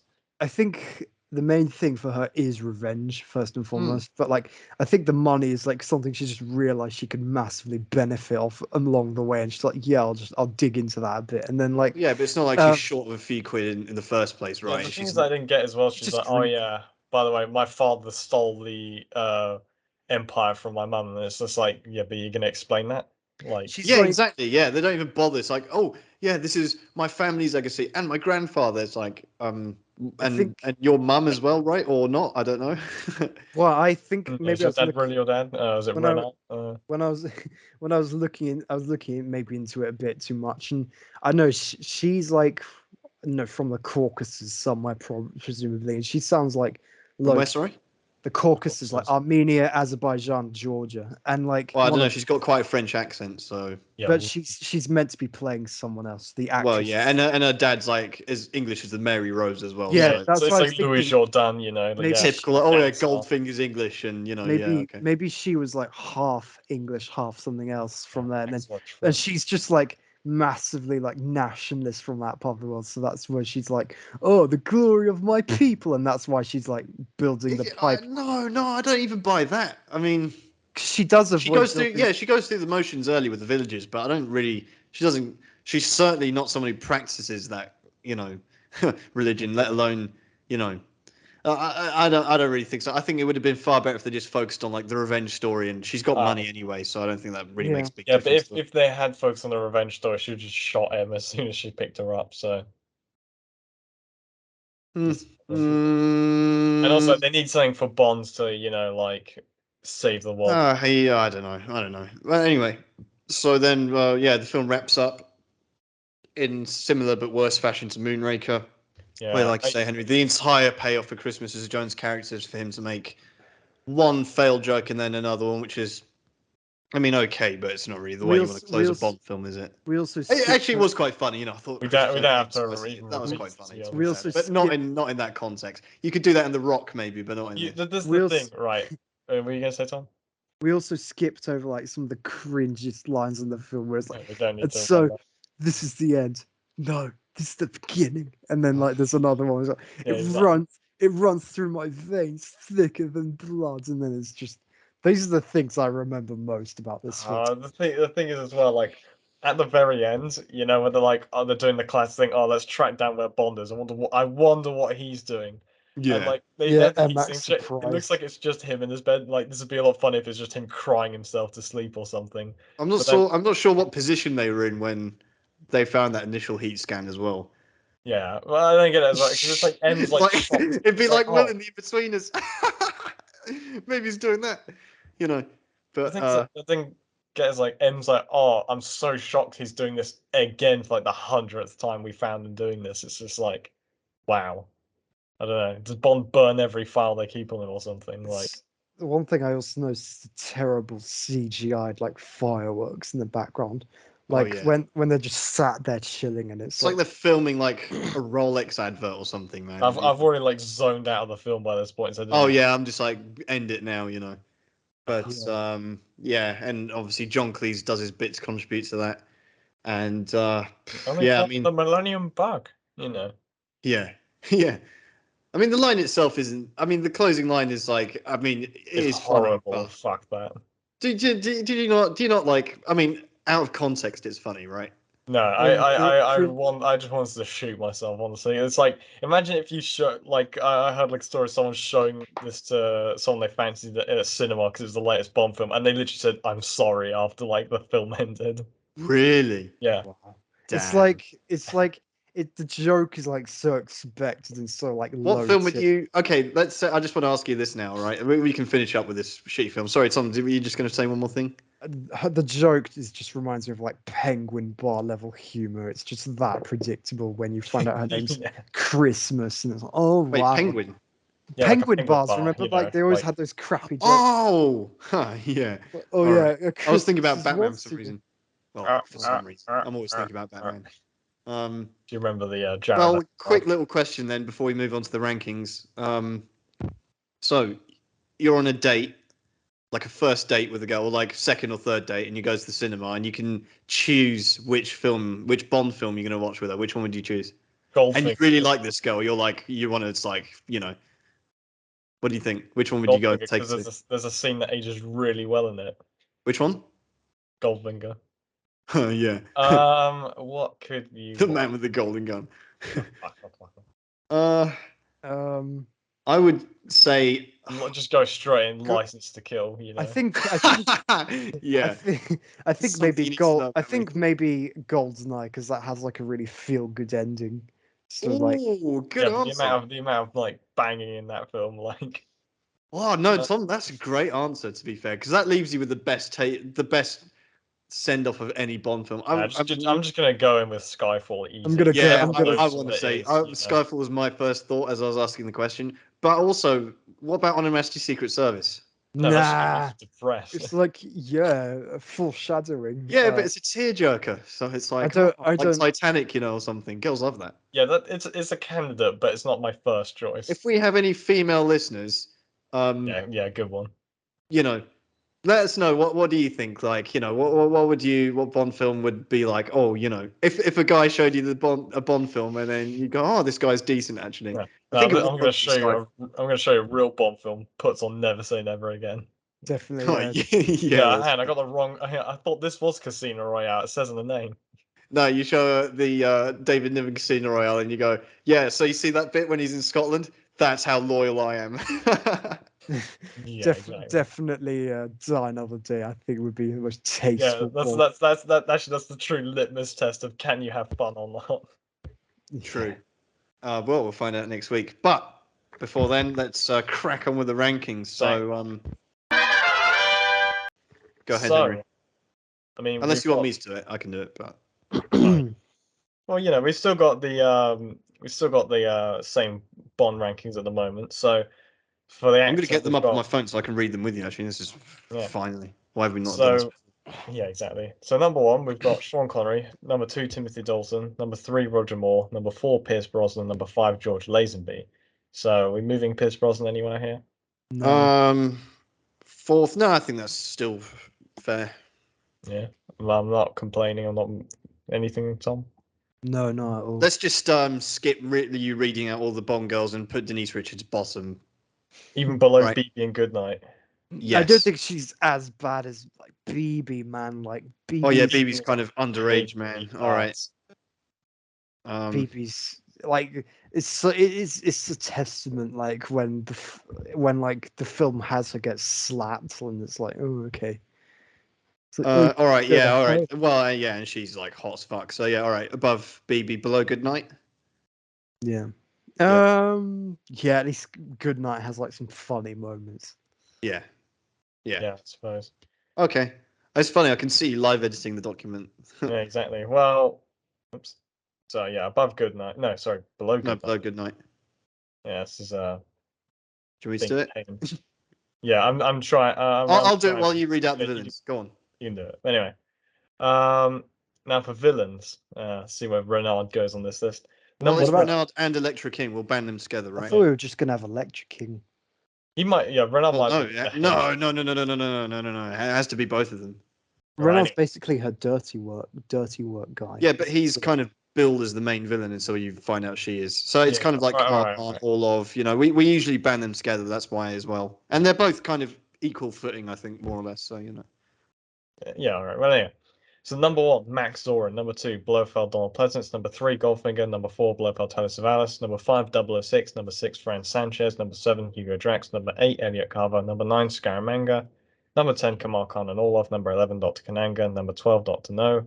Number 13, Rosa Klebb. Number 14, General Hummel. Number 15, Largo. Number 16, Stromberg. Number 17, Koskov and Whitaker.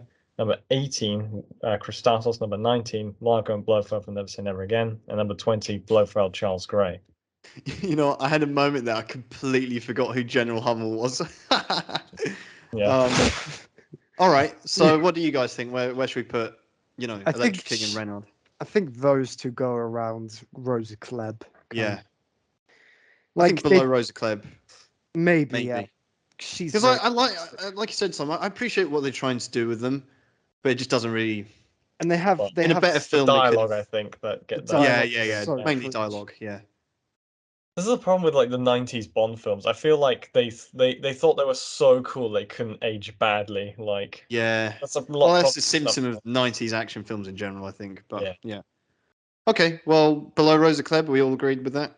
Yeah. Yeah. Above General Hummel. It's like and then it's somewhere in the mid or like mid 2000s they sort of realized like with Batman Begins they realized maybe we should sort of like stop. Yeah. All right. Right. Okay. So they've gone in at 14th. Yep. Now for henchman, do we have a henchman nomination like Mr. We Bullion? could, Mr. Bullion or something. We can I skip couldn't that. care less, honestly. Even He was worse, going to yeah. add an extra name to that list. Yeah, let's try and get this under 2 hours. Right, so car/vehicle. Number 1, Aston Martin DB5. Number 2, Aston Martin V8 Vantage. Number 3, Little Nelly. Number 4, the Tank. Number 5, the Lotus. Number 6, the Tuk Tuk. Number 7, the Croc Sub. Number 8, the Mini Plane. Number 9, the BMW 750. Number 10, the Moonraker boat. Number 11, the Gondola. Number 12, the Citroen. And number 13, the Moon Buggy. Where does the BMW? I just want to make something clear. So, what are we nominating here? Because he kind of has two cool vehicles. He has the Q boat and then also the BMW. Well, we And had multiple ones for Octopussy, so yeah, exactly. And yeah, Moonraker. there's a BMW Z3, I think it is, and then Well, where do we put that? Maybe below the BMW 750 and above the Moonraker boat. yeah, I think that's fair. yeah. And the Q boat, where could that go? Z7, right? Z3.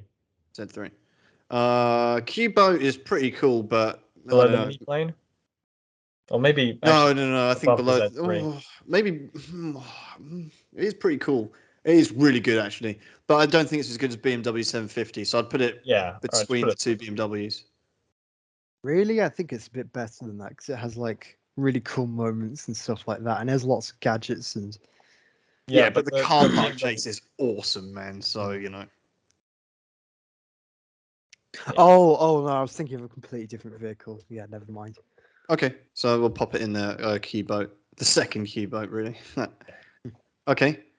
M is. Oh, sorry, go on, Henry. Yeah. So M, number 1, Dame Judi Dench. Number 2, Bernard Lee. Number 3, Robert Brown. So I don't think. I think that Judi Dench's performance in this was like it was very good at some parts. Some parts it kind of wavered a bit. Really? Like when?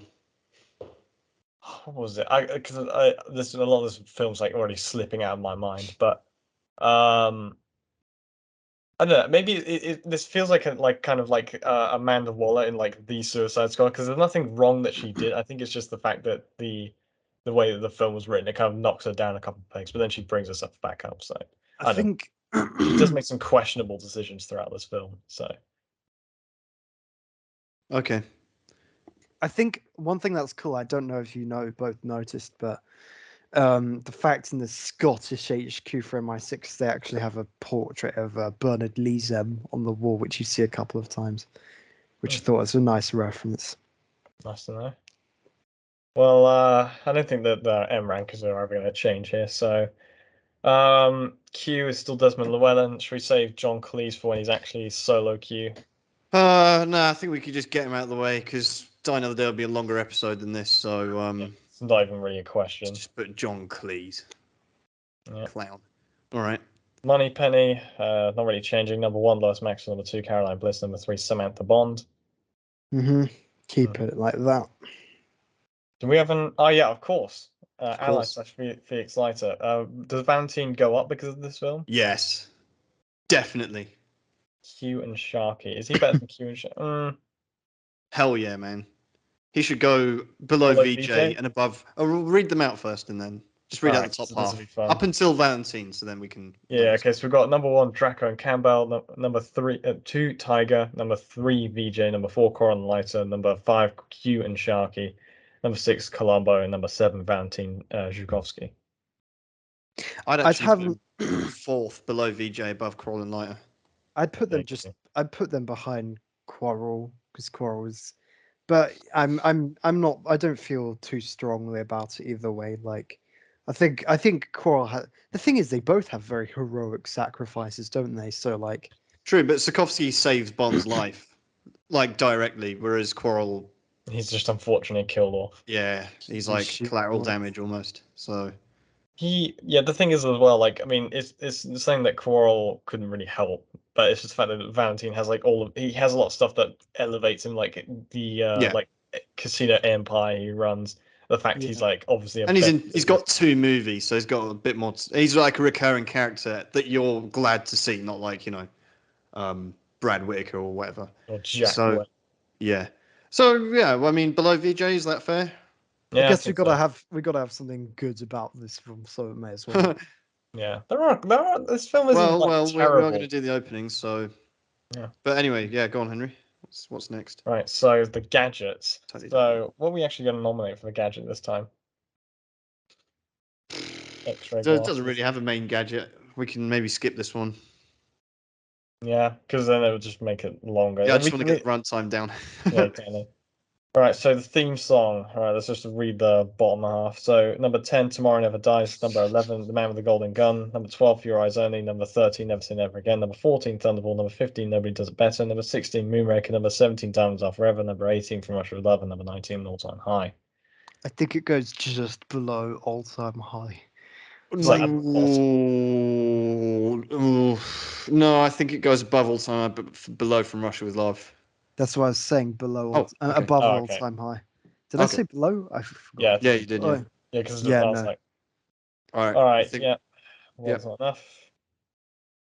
No one's complaining. So the opening. So we've got Spy Who Loved Me, second Goldfinger, third Octopussy, fourth Moonraker, fifth Goldeneye, sixth Living Daylight, seventh A View to a Kill, eighth Tomorrow Never Dies, ninth on Her Majesty's Secret Service, 10 From Russia with Love, 11 The Man with the Golden Gun, 12 License to Kill, 13 You and Live Twice Spaceship, 14 Thunderball, 15 Live and Let Die, 16 For Your Eyes Only, 17 Diamonds Are Forever.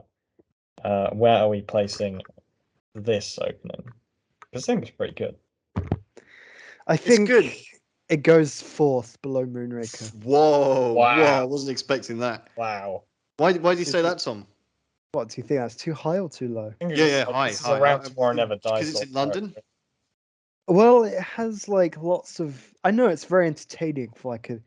It's a very like self-contained adventure, and it Yes. sets the story up pretty well. And I like the moments where he like almost drowns the ticket inspectors, and like the adjusts his tie underneath it. It hits lots of right notes, I think, and I think yeah, it's a very strong opening. Like this is probably the thing I remember most about this film. So Yeah. I don't know. I think this goes like maybe above or below Tomorrow Never Dies. Yeah, that's where I was looking at as well. I think maybe above Tomorrow Never Dies because Tomorrow Never Dies one feels a bit like an inferior version of the Golden Tomorrow one. Never Dies is so cool, man. Come on.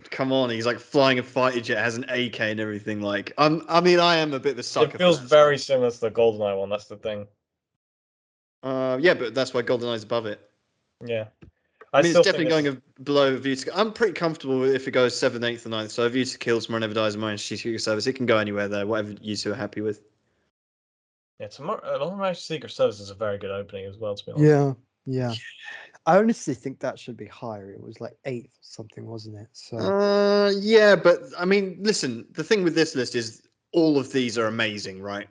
From Russia with Love above, they're all great. So, it's no shame being that low because there are just so many good ones. So I think I think for brevity's sake, I think On Her Majesty's Secret Service is probably a little bit better. There's nothing wrong with it being longer, but I don't know. I'm not complaining about that. I That only think becomes an issue with No Time to Die. But I think I mean I don't whatever really you guys care. say, I don't mind. What do you think, Tom? Actually, you wanted to go higher, so we'll put Yeah, it that's the thing. Majesty's Tom's Secret pulling it up. Service. I'm fine if you want to put it lower because like yeah, Yeah, I'm not gonna. I'm not like a huge fan of this film, so I'm not gonna be standing here to bat for it very much. So that's just Right. what I thought initially, but it So seems to below be On Her different. Majesty's Secret Service. Right. No, I think above, just because it's on the Thames. I mean, that's amazing. You won't hear me praising modern Right, Bond fine. films that much, so like, yeah, Oh, okay. Well, take yeah. it while it's there. Yeah, my keyboard finally showed up. Right, Sigma Moment. Oh, So number one. we're nominating Valentin Zukovsky's like couple Make of sure they moments. lose it in this casino. I think that's definitely the moment. But like, also when he gets to shoot Mr. Bullion again, that was great. I think that's a we have to always generic pick one. That's the thing. I think we've had too many ones where it's just like a character. But It's not that's like fine, man. It's okay to have like a Sigma male, like. I know, but still. It's not like, Anyway. Bruce Wayne, like he has just so many moments stand out that we're like picking them, Yeah. Anyway. But So yeah. number one. Yeah, I still think distinctly like the losing in the money in this casino is like the Sigma. That's moment. true because he is just giving these women money these gold diggers money and then like just make sure that he gets it back. All right, yeah, I'll go. Anyway, with that. so number one, Goldfinger. I own the club. Number two, yeah, a convenient coincidence. Number three, the backgammon scene from Octopussy. Number four, You Missed Mr. Bond. Number five, Red Grant. Number six, Blofeld's Extortion. Number seven, Dr. No. Number eight, Carver measuring the difference between genius and insanity. Number nine, Thumbs Up. Number 10, Timothy Dalton's Bond. Number 11, So Does England. Number 12, Launder It. Number 13, Natalia versus the Computer Salesman. Number 14, Tracy's Already a Countess. Number 15, Scaramanga, Mr. Fat has Resigned. Number 16, Eric. Number 17, Blofeld, Prepare My Battle Submarine. Number 18, David Niven. Number 19, Names of Tombstone's Baby. Number 20 is King Country. And number 21 is Q for Never Say Never Again. So where does Make Sure They Lose It? King Country was such a cope, man. Yeah, Zukovsky, where does he go? Oh, good question. I think he goes quite high up, actually. Maybe above Extortion. Yeah. I think it's kind he of goes. a dotted line, isn't it? I think he goes somewhere around the Launder It thing because it's kind of. It's kind of similar anyway. Yeah, Zukovsky himself is not really a Sigma male. That's the thing. That's true. Okay, well then maybe above Tracy's Already a Countess. Yeah, because Natalie versus the Computer Salesman is great as well. Yeah, right. I love the satisfaction like Tracy delivers that line with it. It's like, but I'm already a countess. but I'm a radio countess. Yeah. Yeah, exactly. Yeah. Just like you're literally like cucking Blofeld of all people. Yeah. Anyway, so the final ranking. Number 1, On Her Majesty's Secret Service. Number 2, Goldfinger. Number 3, Octopussy. Number 4, License to Kill. Number 5, Moonraker. Number 6, Living Daylights. Number 7, The Spy Who Loved Me. Number 8, You Only Live Twice. Number 9, Goldeneye. Number 10, Tomorrow Never Dies. Number 11, A View to a Kill. Number 12, The Man with the Golden Gun. Number 13, Live and Let Die. Number 14, Dr. No. Number 15, From Russia with Love. Number 16, The Rock. Number 17, Thunderball. Number 18, Never Say Never Again. Number 19, For Your Eyes Only. Number 20, Diamonds Are Forever. Number 21, Casino Royale. Where are we going to put The World Is Not Enough? I'd put it Above The Rock. 17th. No, I'd put it below Wait. The Rock, actually. Can you read like Never Say Never Again downwards, please? Never Say Never Again, For Your Eyes Only, Diamonds Are Forever, Casino Royale. Right, I'm glad Never This is Say not Never. worse than Thunderball. I'm glad. Thunderball's the dotted line for me. Thunderball Not and sure, Below, actually. I will never watch again if I can avoid it. I But would The watch. World's Not Enough, I would be opening to watching it again one more time, and The Rock as well. So I'd probably just put it below The Rock. I wouldn't. I would go back to Thunderball. I would probably not go back to this because I think this is still better than Thunderball, though. like Thunderball's It's so just 'cause- boring, man. It's just because Not this is that paced. boring. This is a much better paced film, I think. not really. It There's dragged more similar going events, on, so yeah. badly. There's more Thunderball like feels just like eye candy, literally, but also Yeah, man, like you're like put into a cool helicopters and explosions and Yeah, a Pierce guy with Yeah, a bullet that's in his that's head. just I mean, that's it's you're just exploiting the fact it's like one of those modern ones with a lot of explosions in it. Yeah, Like but it doesn't Yeah. change. It doesn't change that. so, films are entertainment, right? So If it just happens, I'm sure as fuck taking this to the abandoned desert island with me before Thunderball. That's a banker. well, on our little either or lists that we did, Thunderball is Yeah, all right. significantly above this for me. So that answers that Yeah, but question. that's before we rewatched it. So anyway, No, that was afterwards. Oh no, World's Not Enough. I Yeah. think, yeah, Well- Thunderball's just like. But I think if me and Henry agreed, We're then it kind of. I averaging mean, it it's out. pretty splitting hairs anyway. But yeah. yeah, it's like we're fighting for 17th place here. Like Yeah, true. Right, so The World's Not Enough, below he's The Rock, and above Thunderball in from 17th Russia with place. Love and Dr. No go up one place. Yeah, exactly. Finally. So that's it. And Yeah, that is it indeed. So that means tomorrow. No, not tomorrow. Next week. The episode I've been looking forward to most personally is going to be Die Another Day. yeah, make sure to wear Cannot plugs for the. wait to watch this, man. We could So, all yeah. do it. We can all do it in person. Yeah. Oh, Exactly. sweet. We're gonna watch it all together. Amazing. Yeah. All right then. Good. Well, Hope you're not looking at me as I'm taking questions down. oh Mind you, Yeah. there'll be a lot of question material in that. yeah, you can I have can't fun wait. with James could win that 7-0. I won't care. that. Yeah, we've never had a 7-0. We had a 6-1 once when Tom like destroyed me on the first ever one, but yeah. Okay, good. All right then. Well, that's something to play for. So yes, we'll see you next week. Same bat time, same bat channel.